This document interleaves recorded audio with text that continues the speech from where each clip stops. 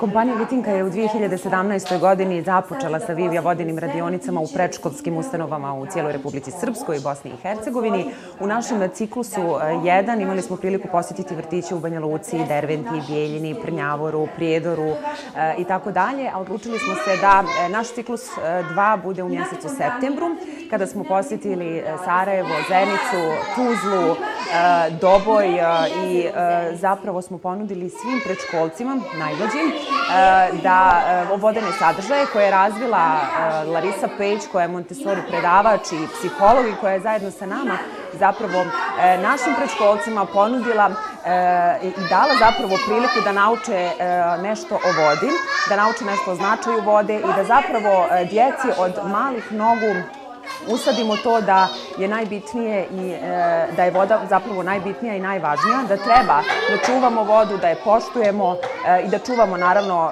prirodne resurse sa velikom ljubavlju, što je zapravo i filozofija naše kompanije. Tako da smo se odlučili da mjesec juni, mjesec septembar budu ciklus broj 1 i ciklus broj 2 kada su u pitanju naše Vivija vodene radionice. Nadamo se da smo uspjeli svim predškolcima da prikažemo sve ono što smo zapravo pripremili za njih. Zapravo smo svim predškolcima i djeci u predškolskim ustanovama htjeli da pokažemo da je najbitnije da piju ono što je zdravo, što je prirodno, a to je naravno naša Vivija voda.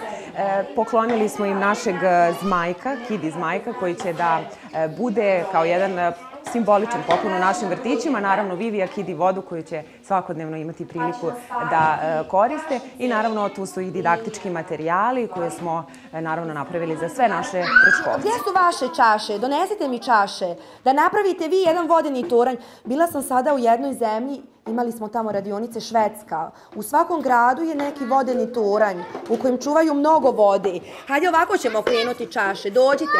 Donesite mi još čaša. Divno. Da vidimo. Hajde da napravimo vodeni toranj neki. Divno. Danas smo sa drugarima naučili 3 segmenta značaja vode. Voda na planeti Zemlji, voda u našem tijelu i voda u hrani koju jedemo. Radionice su ekološkog karaktera. U svakom gradu razgovaramo o prirodnim izvorima vode, o društveno-ekološkoj svijesti. Preškolce smo izabrali kao buduće odgovorne građane ove zemlje koji trebaju da spasi čistu vodu, sve rijeke, jezera, vodopade u našoj zemlji i da direktno utičemo na njih, ali indirektno na vaspitače i na njihovu porodicu, na širu društvenu zajednicu, koliko je lijepo živjeti u ovoj zemlji koja je prva zemlja u Evropi kada govorimo o hidropotencijalu i koliko u stvari mi ne brinemo o čistoj izvorskoj vodi. Svaka grupa dobije 2 zadaće, jedna je dnevna potrošnja vode, 10 dana prate potrošnju vode na nivou grupe, a druga je upravo posjeta rijeci ili jezeru, jedna ekološka preškolska patrola.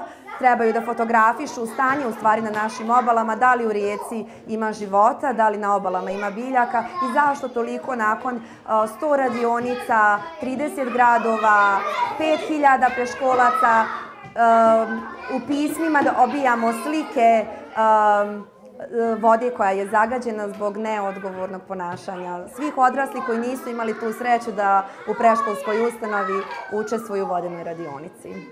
Odlučili smo da Zenica bude posljednja naša vodena stanica tokom ciklusa 2. Posjetili smo mnoge gradove. Prošle sedmice smo bili u Zvorniku, Milićima, Bratuncu, Ugljeviku, Srebrenici, Vlasenici. Sedmica prije te posjete smo bili u Romanijskoj regiji, posjetili smo Sarajevo i Pale, potom smo bili u Hercegovini, Trebinje, Ljubinje, Berkovići, Bileća. Posjetili smo mnoge gradove i vrtiće u Banja Luci, Gradišci, Tesliću, Prijedoru, Prnjavoru. I sljedeće godine planiramo da posjetimo sve vrtiće i gradove u kojima do sada nismo bili.